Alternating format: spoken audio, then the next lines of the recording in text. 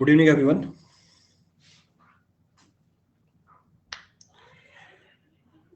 Is audio video clear for all?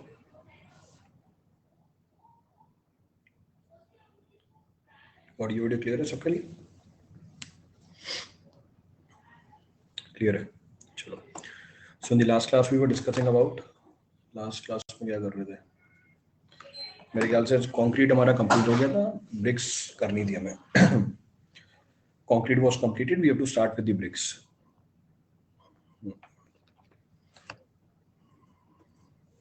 Special type of concrete कर लिए थे सारे हमने. बचे थे special type of concrete. Vacuum concrete था लास्ट. 3 टाइप ही हुए थे. 3 टाइप ही हुए थे, मतलब और हैं भी 3 हुए थे. चलो उसको खत्म करते हैं, फिर ब्रिक्स में एंटर कर जाएंगे. 3 हुए थे. नंबरिंग कैसे डाली थी उसकी? How the numbering was being used? ABCD. So ABCD. चलो उसी में आगे बढ़ते हैं. So will continue with that. तो 3 हो गए थे, तो आप बोल रहे हो मतलब डी ऑप्शन है हमारे पास, D. So next of the special concrete is termed as shortcrete. Next of the special concrete is termed as shortcrete और gunite. Next of the special concrete is termed as shortcrete और gunite. अब इसको हमने पहले भी discuss किया हुआ है. We have talked about gunite earlier also. उससे पहले भी डिस्कस किया हुआ था हमने. अब क्या है हमारा शॉर्टक्रीट और गुनाइट? इसको हम बोल सकते हैं it is defined as a mortar. तो शॉर्टक्रीट और गुनाइट क्या है? एक्चुअल में मोटार ही है, जिसको हम अप्लाई करते हैं with the help of the cement gun. तो gunite is what? Gunting only. Gunite is gunting only. बस फर्क ये है कि इस बार आपने इसको अप्लाई करने के लिए किसकी मदद करी या किसकी मदद ली? आपने मदद ली सीमेंट गन की. तो इसलिए इसका नाम क्या रख दिया? इसलिए इसका नाम रख दिया आपने गुनाइट. तो एक्चुअल में तो एप्लीकेशन है किसकी? मोटार की. हम डिस्कस कर रहे हैं कंक्रीट पर, क्योंकि इसका नाम शॉर्टक्रीट है, रिजेंबल यहीं से कर रहा है, इसलिए इसको यहीं पे मेंशन करा दिया. इसकी रियल पिक्चर निकाल देना.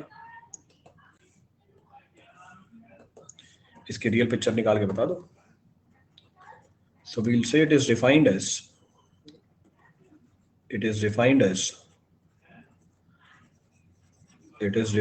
Motor. It is defined as motor conveyed through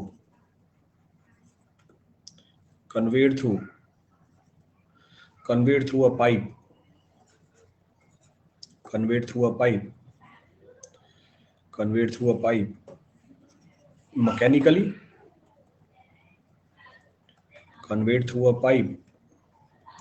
Mechanically. Or you can say with the help of the pressure, यानी न्यूमेटिकली. चाहे मैकेनिकली अप्लाई कर दो, चाहे प्रेशर से अप्लाई कर दो. So it is defined as a motor conveyed through a pipe mechanically or pneumatically projected over the surface.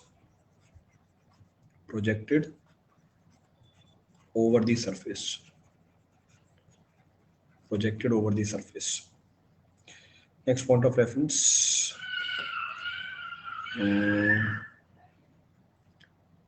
Next point says both gunite and shotcrete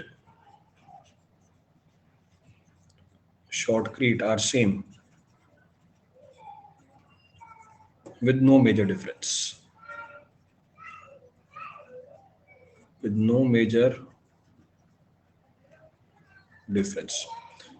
major difference नहीं है इसके अंदर. अब पिक्चर निकाल रखी है, ये देख लो. बाकी पीछे आपको पॉइंटिंग वर्क बता रखा है. सारी स्पेसिफिकेशन वो पॉइंटिंग वर्क वाली है. All the specifications are same as that of pointing work. Zoom कर दो इसको. This is termed as shortcreting. इसको शॉर्टक्रीटिंग बोला जाता है. So the only point of mentioning this was, सिर्फ एम मेरा इसको मेंशन करने का था, आपको फेमिलियर बनाना है इस नाम से भी. तो ऑब्जेक्टिव में नाम लिख के दे देगा शॉर्टक्रीट. अब परेशान मत हो जाना क्या है शॉर्टक्रीट. सेम वही हमारा जो पॉइंटिंग वर्क है. फर्क बस ये है कि इस बार आप मोटार को अप्लाई कर रहे हो किसकी मदद से? सीमेंट गन की मदद से. इसलिए इसका नाम क्या रख दिया? शॉर्टक्रीट रख दिया, thereby it is technically termed as shortcreting only. तो ये भी हमारा स्पेशल टाइप ऑफ कंक्रीट हो गया।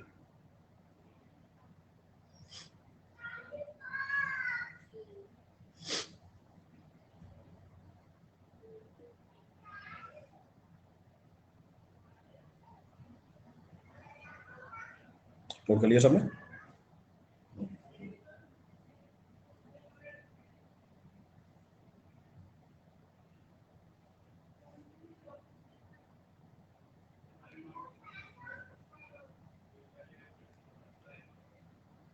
नोट कर लिया सबने?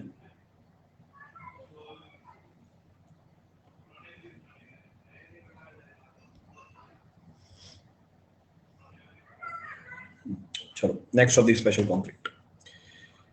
The next of the special concrete is cyclopean concrete. बहुत बार पूछा हुआ है ये। The next of the concrete is termed as cyclopean concrete. Is termed as cyclopean concrete. अब क्या होता है cyclopean concrete? What is being termed as cyclopean concrete? Real picture निकालना है इसकी। It is a type of mass concreting work. Cyclopean concrete एक mass concreting work है जिसमें हम बहुत बड़े साइज के एग्रीगेट को यूज करते हैं, and to be more precise stone को यूज करते हैं। और स्टोन का वेट जो होता है अप्रोक्सीमेटली 45 किलो, 40 किलो, 45 किलो के आसपास होता है। तो कहने का मतलब है बड़े साइज के स्टोन यूज करते हैं, जिसकी साइज आपको मिल जाएगी 15 सेंटीमीटर के आसपास। The size of the stone is approximately 15 centimetre. तो उसको मास कंक्रीटिंग वर्क के लिए यूज किया जाता है। तो that type of concrete in which huge stones are being use. अच्छा, इनको कई बार पुडिंग स्टोन भी बोला जाता है। कहने का मतलब है मोटार में से आपको ये स्टोन बाहर निकलते हुए देखेंगे तो पुडिंग की तरह लगते हैं, तो नाम क्या रखा हुआ है उसका? पुडिंग स्टोन भी रखा हुआ है। So in case of mass concreting work, we can go for cyclopean concrete also. इसको कैसे डिफाइन कर सकते हैं? So we can say mass concrete. We can say mass concrete in which large stone of weight approximately 45 kg or more, 45 kg or more are placed and embedded as concrete. So mass concrete in which large stone of weight approximately 45 kg or more are placed and embedded as concrete is termed as cyclopean concrete. Is termed as cyclopean concrete. Is termed as cyclopean concrete. Next point of reference, stone used in this case are termed as what? Stone used in this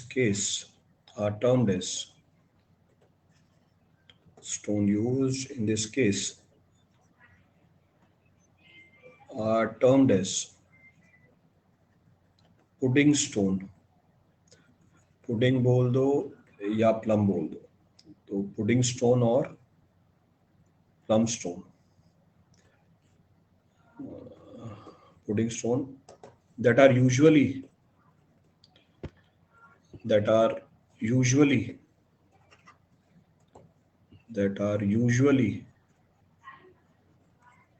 not less than 15 centimeter in size. 15 centimeter in size and have spacing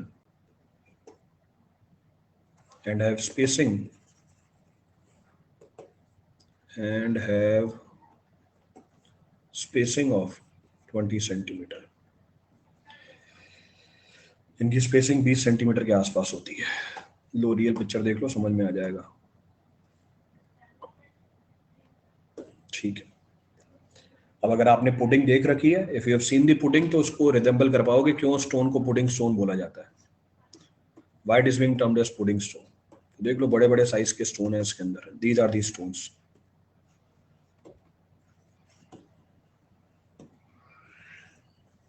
तो ये सारे stones दिख रहे हैं।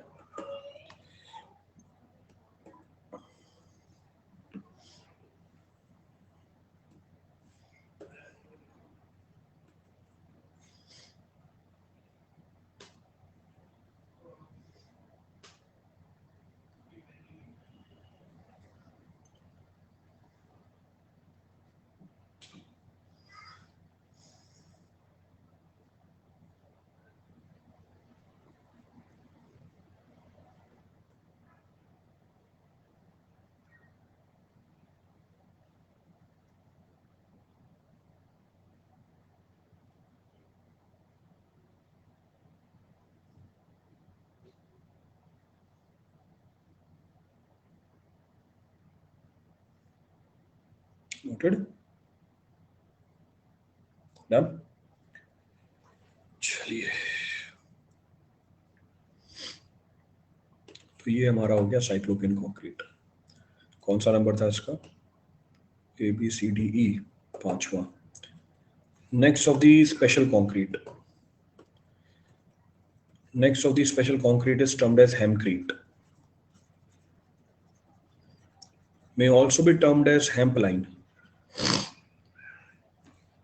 Hempcrete may also be termed as hemp line. DL picture निकाल लेना इसकी भी, एक तो इस कंक्रीट की भी पिक्चर निकालना, दूसरा हेम्प की भी पिक्चर निकालना, दो पिक्चर निकालना एक साथ, एक हेम्प की भी और एक हेम्पक्रीट की भी, दोनों अलग अलग। तो नाम में लिखा हुआ है कंक्रीट, जिसमें हमने किसको यूज कर रखा है, जिसमें हमने मटेरियल को यूज कर रखा है, which is termed as hemp. तो कंक्रीट को बनाने के लिए आपने हेम्प को यूज किया, नाम क्या रख दिया इसका हमने, हेम्पक्रीट रख दिया। होता क्या है hempcrete, what is termed as hemp, hemp एक बायो कंपोजिट मटेरियल होता है, hemp is a bio composite material. अभी पिक्चर दिखाऊंगा आपको, देख के समझ में आ जाएगा, when you will see the picture you will be able to relate with it. अच्छा, इसका फायदा क्या होता है, बहुत ही लाइट वेट का होता है, लाइट वेट का होता है। दूसरा, इंसुलेटर की तरह काम कर जाता है, इंसुलेटर की तरह मतलब it stores huge amount of energy, तो ह्यूज अमाउंट ऑफ हीट को स्टोर करके रख लेता है।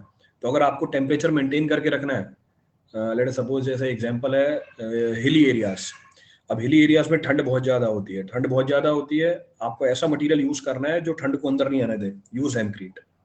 ये क्या करेगा, ये इंसुलेटर का काम कर जाएगा, it will not permit the energy which is present inside the room to escape out, और बाहर की एनर्जी अंदर नहीं आने देगी। तो सर्दी में गर्म रहता है, गर्मी में ठंडा रहता है, तो ये इसके एडवांटेज निकल के आ जाती है, this is the advantage of this. दूसरा, अब क्योंकि हेम्प यूज किया आपने, इसकी डक्टिलिटी कंपैरेटिवली ज्यादा होती है, इट्स डक्टिलिटी इज कंपैरेटिवली मोर। तो ये भी एक स्पेशल टाइप ऑफ कंक्रीट है, दोनों निकालना, हेम्प भी निकालना और हेम्पक्रीट की पिक्चर भी निकालना। सो वील से it is a biocomposite material, it is a biocomposite material, biocomposite material that is a mixture of, biocomposite material that is a mixture of hemp, जो मेन चीज थी, it is a mixture of hemp and lime, sand और pozzolana, और pozzolana which is used, or pozzolana which is used as a material, which is used as a material for construction, which is used as a material for construction and insulation, which is used as a material for construction and insulation. Next point of reference है, it acts as an insulator, it acts as an insulator, it acts as an insulator, It acts as an insulator and moisture regulator.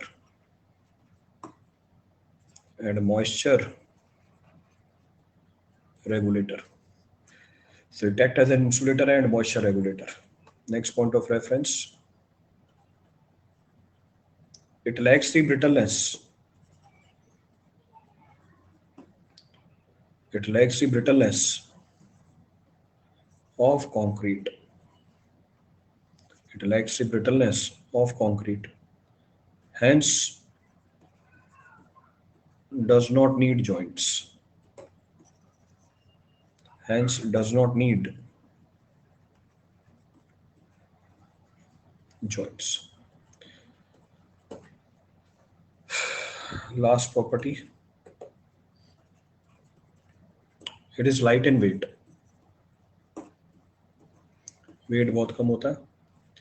And also act as a thermal storage. And also acts as a source of thermal storage.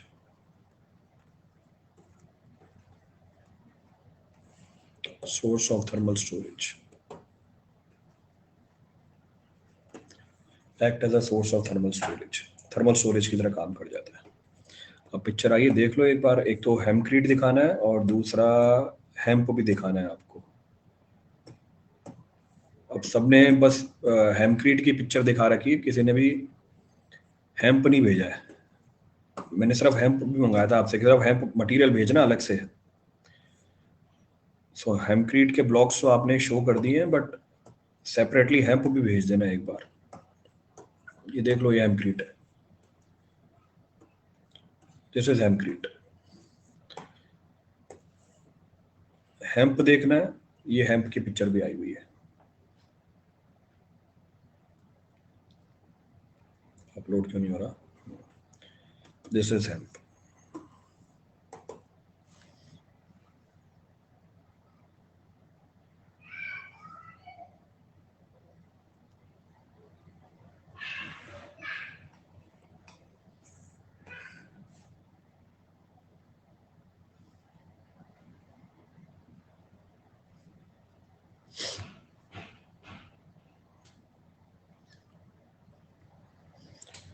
What is bio composite material? जो नाम में लिखा हुआ है इसके अंदर.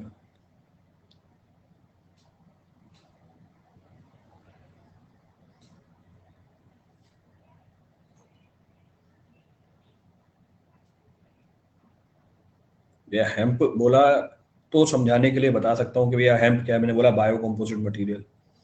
अब bio composite material क्या है ये पूछ रहे हो आप? तो नाम में लिखा हुआ है इसके.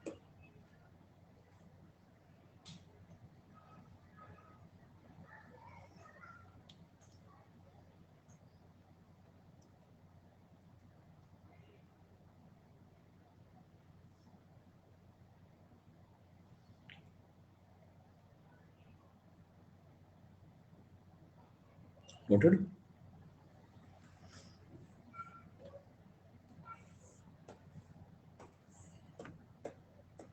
बाकी तो सेम पिक्चर ही है सारी, rest all are same.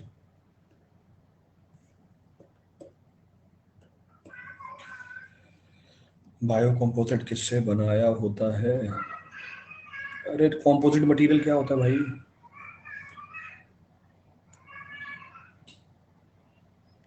Composite material का मतलब ये है कि बहुत सारी चीजें मिलके, बहुत सारी चीजों से मिलके आपने इस मटेरियल को बनाया है. इसको कंपोजिट मटेरियल बोलते हैं. कंपोजिट मटेरियल में एक आपने किसको यूज कर लिया? एक आपने बायोलॉजिकल मटेरियल को यूज कर लिया जो हमारा हेम्प है, तो लिख दिया भैया बायो कंपोजिट मटेरियल है. बोल रहा है किससे मिलके बनाया है? ये पहली लाइन लिखी तो है कि एक बायो कंपोजिट मटेरियल है जो किसका मिक्सचर होता है. लिखा है हेम्प, ये बायोलॉजिकल मटेरियल है. फिर लाइम है, सैंड है, पोजोलोना है, तो इसको बोलते हैं ना बायो कंपोजिट मटेरियल. फिर वो सर बायो कंपोजिट मटेरियल किससे बना है, तो लिखा तो है आगे किससे बनाया होगा.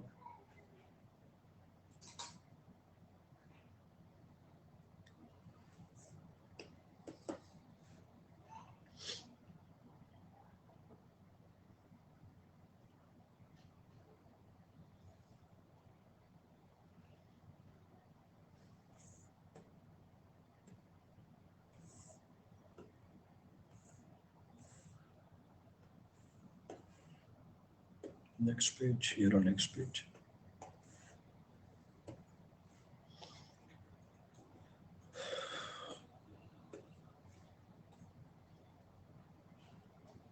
नोट करो फटाफट।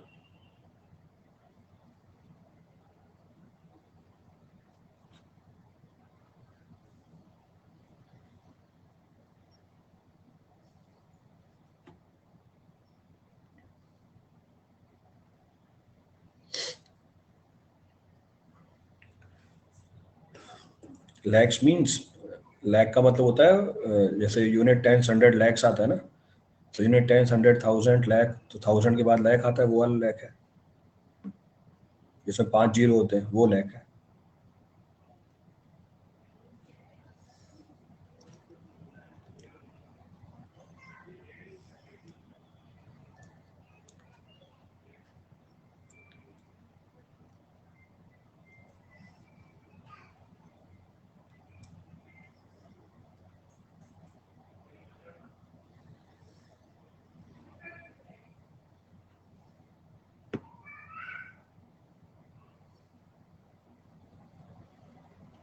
नोट कर लिया सबने?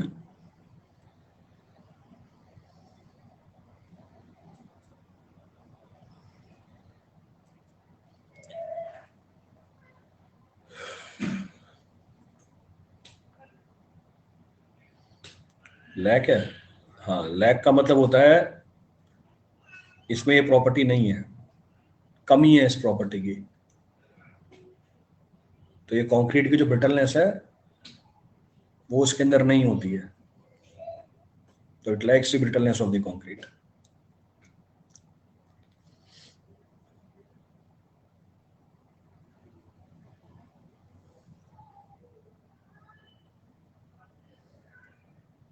नोटेड? चलो हो गया। Next of the concrete, A B C D E F G. Next is ready mix concrete. Next of the concrete available is ready mix concrete, RMC. बहुत ही फ्रीक्वेंटली यूज करते हुए अपने अपने शहरों में आपने इसको यूज होते हुए देखा भी होगा। नाम में लिखा हुआ रेडी मिक्स कंक्रीट है। ये वो कंक्रीट है जिसकी मैन्युफैक्चरिंग कहाँ हो रखी है? बैचिंग प्लांट में यूज हो रही है। So it type of concrete whose manufacturing is done in the batching plant. पर इसको यूज कहाँ पर कर रहे हो आप? किसी दूसरी जगह पे। तो दूसरी जगह पे यूज करने के लिए इसको ट्रांसपोर्ट करके लेके जाया जाता है। इनफैक्ट हमने इस आरएमसी को डिस्कस किया हुआ है। अच्छा, कंक्रीट के चैप्टर में तो डिस्कस किया आरएमसी को, मोड्स ऑफ ट्रांसपोर्टेशन। तो एक तरीका ये भी था हमारे पास, टीएम, ट्रांजिट मिक्सर। तो वो ट्रांजिट मिक्सर इस आरएमसी को लेके जाता है। ट्रांजिट मिक्सर किसको लेके जा रहा होता है? आरएमसी को लेके जा रहा होता है। तो उसको बनाने के लिए हम किसको यूज कर लेते हैं? आपको वर्कबिलिटी लंबे टाइम तक चाहिए। अगर वर्कबिलिटी लंबे टाइम तक चाहिए, क्या करेंगे हम? We add retarder. तो जनरली इसको बनाने के लिए क्या करते थे? रिटार्डर मिला देते हैं। क्लियर है? तो जहां तो अवेलेबिलिटी ऑफ स्पेस बहुत कम हो या जो है ट्रांसपोर्टेशन पीरियड बहुत ज्यादा हो, there we go for ready mix concrete. तो वहां पे हम आरएमसी को यूज कर लेते हैं। So will say it is the concrete,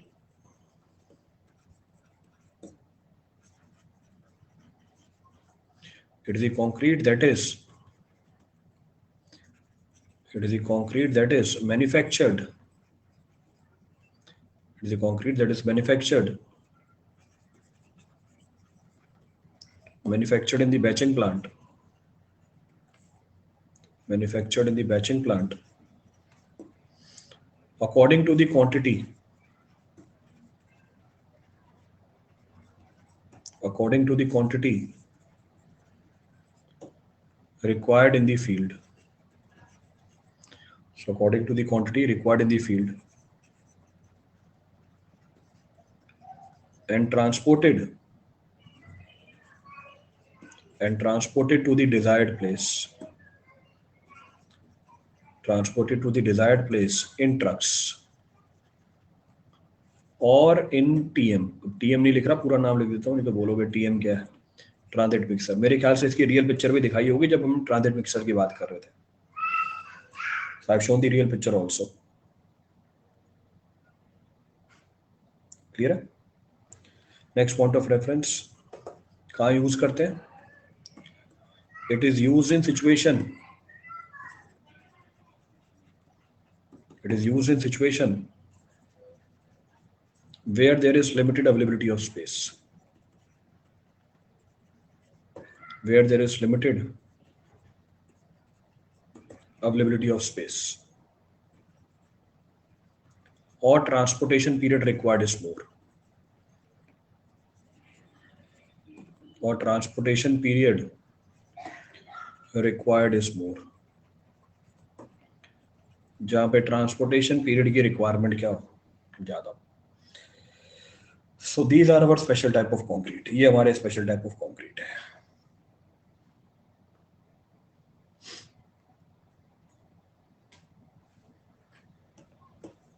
but जब साइड पे बना दोगे तो क्यों टीएम यूज करोगे? इसलिए तो लिखा है कि जहाँ पर जगह नहीं हो, जहाँ पर जगह नहीं हो वहाँ पे बैचिंग प्लांट नहीं बना सकते. तो बैचिंग प्लांट दूसरी जगह पे होता है, ट्रांसपोर्ट करके आपको साइड पे लेके आना है. पर आपने साइड पे बना दिया तो मैं क्यों यूज करूंगा TM?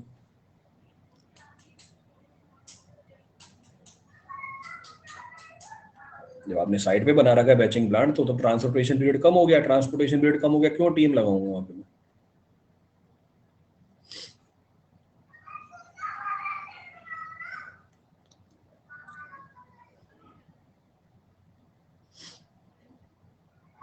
Noted. So this completes your entire analysis. Transportation period लगता है ना ट्रांसपोर्टेशन में, जिसमें ट्रांसपोर्टेशन बढ़ाई जाती है वो ट्रांसपोर्टेशन पीरियड होता है. अभी जैसा आपका पीरियड चल रहा है, बीएमसी का पीरियड चल रहा है, तो ऐसे ट्रांसपोर्टेशन का भी पीरियड होता है, उसमें ट्रांसपोर्टेशन बढ़ाते हैं तो वो ट्रांसपोर्टेशन पीरियड. तो ऐसे अलग अलग पीरियड होते हैं हर सब्जेक्ट के.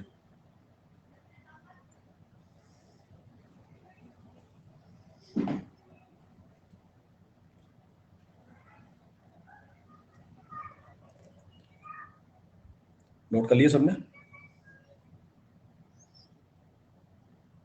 Done. So we are done with all the aspects of concrete. जितने भी टेक्निकल एस्पेक्ट्स हैं सारे कंप्लीट कर लिए. So all the points we have completed.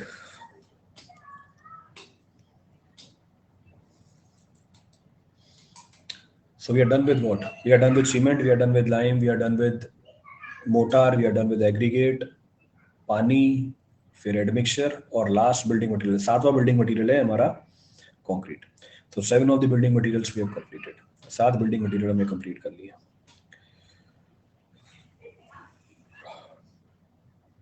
So all the points of the concrete are completed. Now we'll enter into the next of the material. ये तो सारे इसके अंदर ही है. So next of the material to be talked about is bricks. सबसे popular building material है ये, सबसे पुराना भी है, सबसे मतलब जो भी आर्टिफिशियल बिल्डिंग मटेरियल है उनमें से. So that is being termed as bricks.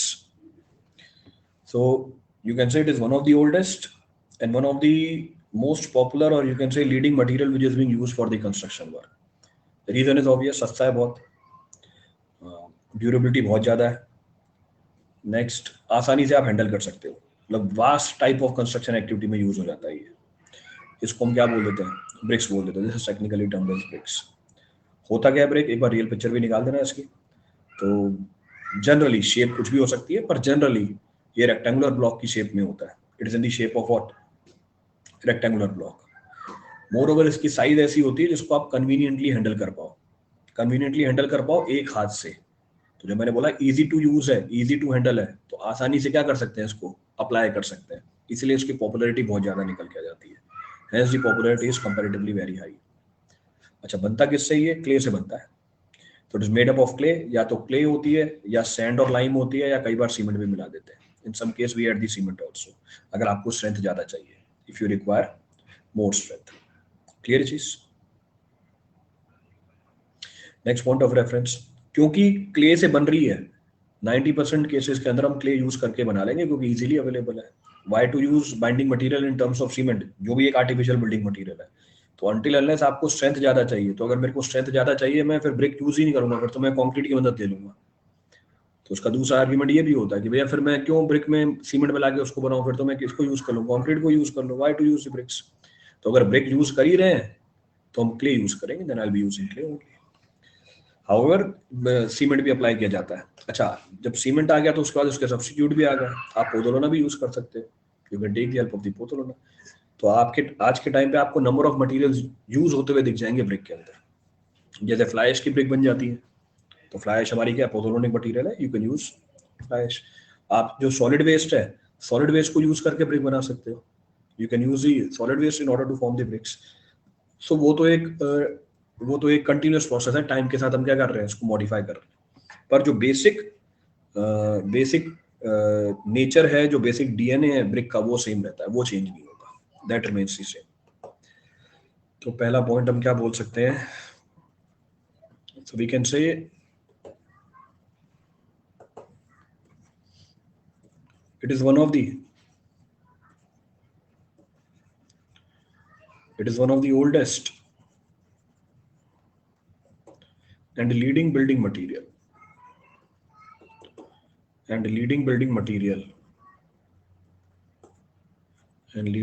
material used for construction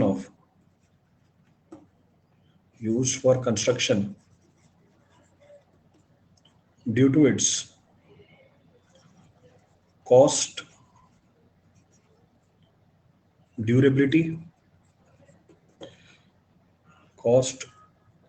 durability and ease of handling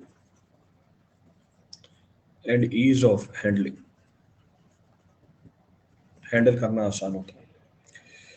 next point of reference किससे बनी हुई होती है,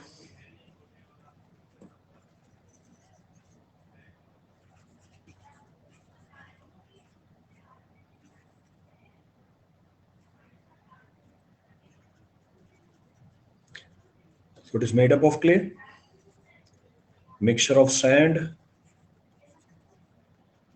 and lime और OPC।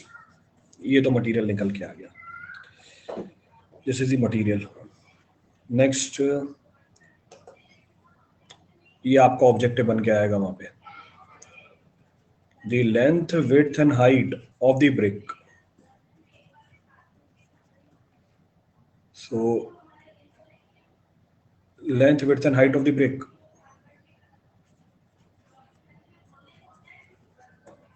are interrelated. So length, width and height of the brick are interrelated. अब ये inter relationship आपको ध्यान रखनी है। First, length of the brick. So length of the brick is twice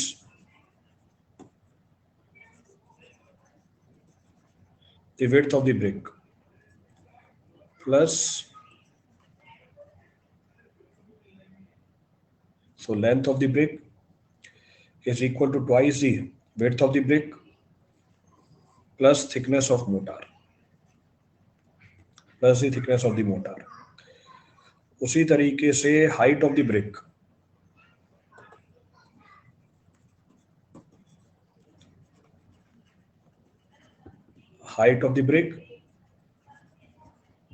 is equal to width of the brick। अब ये relationship आपको ध्यान रखनी है, is equal to the width of the brick। जैसे पीछे भी किसी ने साइज मेंशन कर रखी थी, तो उसने बोला 1999। अब 9 सेंटीमीटर क्या थी, उसकी विड्थ थी, 9 सेंटीमीटर क्या थी, उसकी हाइट थी। तो अगर मुझे लेंथ निकालनी है, कैसे निकालोगे, twice into width, 9 into 2 18 plus thickness of the motor which is 1 centimetre. तो 18 प्लस 1 कितना आ गया, 19 सेंटीमीटर आ गया। तो ये रिलेशनशिप आपको ध्यान रखनी है लेंथ विड्थ और हाइट के अंदर। तो जो हाइट होती है विड्थ के बराबर होती है, और जो लेंथ होगी वो किसके बराबर होगी,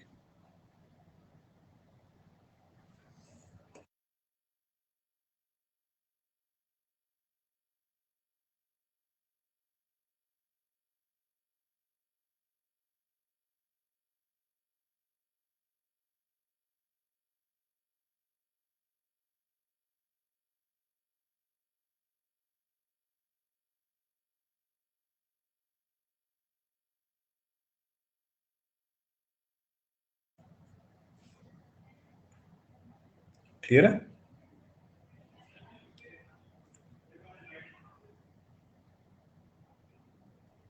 These two parameters are only for standard or caudal size of the brick।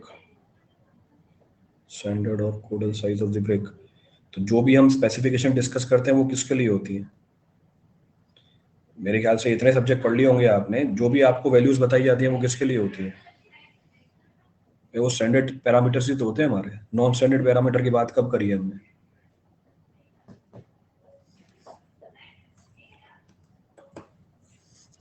भैया आज तक नॉन स्टैंडर्ड पैरामीटर की बात कब करी है हमने? सारी स्टैंडर्ड पैरामीटर्स की तो बात करी है। तो ये तो लेंथ, विड्थ और हाइट के बीच में रिलेशनशिप निकल के आ गई। So next of the point of reference, next of the point of reference, अब साइज की बात कर लेते हैं। ये रिलेशनशिप बता दी। Now we can talk about the size also. So size of the standard और modular brick, so size of the standard or modular brick is 19 centimetre bye 9 centimetre bye 9 centimetre. Length है, फिर width है, फिर height है। तो जो standard और modular brick होती है उसकी साइज चलती है 1999। अब इसी साइज की ब्रिक को क्यों मैन्युफैक्चर किया? रीजन बीइंग 1 सेंटीमीटर मोटार की थिकनेस रखी जाती है। तो जब आप 1 सेंटीमीटर मोटार की थिकनेस लगाओगे, जो फिनिश्ड आपका मेसनरी वर्क निकल के आएगा उसकी साइज निकल के आएगी 201010। The finished size of the masonry work will come to be 201010, इसलिए ब्रिक की साइज क्या कर रखी है हमने? 1999 रखी हुई है। तो नेक्स्ट पॉइंट हम लिख सकते हैं nominal size of the brick. अब नॉमिनल साइज का मतलब क्या होता है? नॉमिनल साइज वो साइज है ब्रिक की जिसमें थिकनेस ऑफ मोटार इंक्लूडेड है। So nominal size of the brick we can say size including thickness of mortar. तो size including thickness of mortar, जिसमें क्या इंक्लूडेड है? जिसमें मोटार की थिकनेस भी इंक्लूडेड है। अभी पीछे बताइए कितनी होती है? 1 सेंटीमीटर होती है। तो अब साइज कितनी निकल के आ जाएगी? Now the size will be how much? Now the size will be 20 10 10। So 20 centimetre bye 10 centimetre bye 10 centimetre. तो मोटार की थिकनेस भी इंक्लूड कर ली। क्लियर है चीज? तो सवाल ध्यान से पढ़ना, नॉमिनल साइज बोलेगा मोटार की थिकनेस इंक्लूडेड होगी, thickness of the motor will be included. नहीं बोलेगा हम कौन सी साइज बताएंगे? स्टैंडर्ड साइज बताएंगे। तो until unless clearly mentioned we'll mention the modular size only. Next, size of the conventional brick. Size of the conventional या traditional brick, conventional और traditional brick यानी पहले के टाइम पे जो यूज होती थी।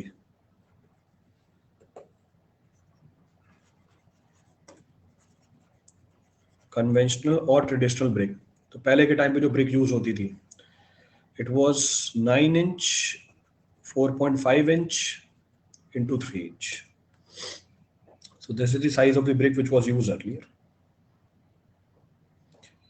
इसको आप कन्वर्ट कर सकते हो सेंटीमीटर के अंदर, तो can be converted in terms of centimetre. तो स्टैंडर्ड साइज नहीं निकल के आएगी, फिर कहने का मतलब है यूनिफॉर्म साइज नहीं निकल के आएगी। तो 23 इंटू 11.4 सेंटीमीटर इंटू 7.6 सेंटीमीटर, इसलिए आपको पहले इंच में लिख के बताया। तो hence being written in the form of the inches.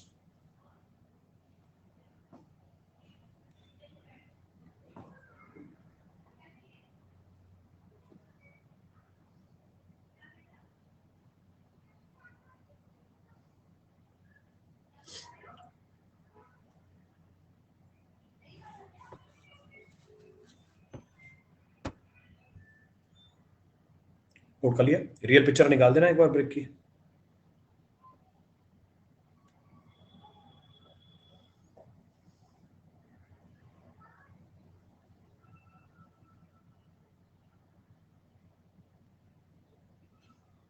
Note कर लिया? रियल पिक्चर निकाल देना एक बार।